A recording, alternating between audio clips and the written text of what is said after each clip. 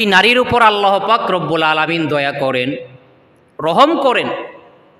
যেই নারী রাতের বেলা গভীর রজনীতে শেষ রাতে উঠে সে তাহাজ্জুদের নামাজ আদায় করে, তাহাজ্জুদের নামাজ আদায় করার পরে সে তাকিয়ে দেখে তার স্বামী ঘুমাচ্ছে, সে তার স্বামীকে ঘুম থেকে জাগার জন্য সে তাকে ডেকে দেয়।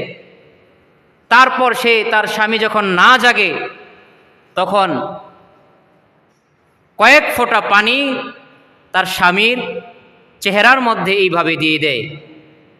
যখন তার স্বামী আবার জেগে ঘুম থেকে জেগে নামাজ পড়ে, ওই স্ত্রীর ওপর আল্লাহ পাক রব্বুল আলামিন দয়া করেন, মায়া করেন, রহম করেন।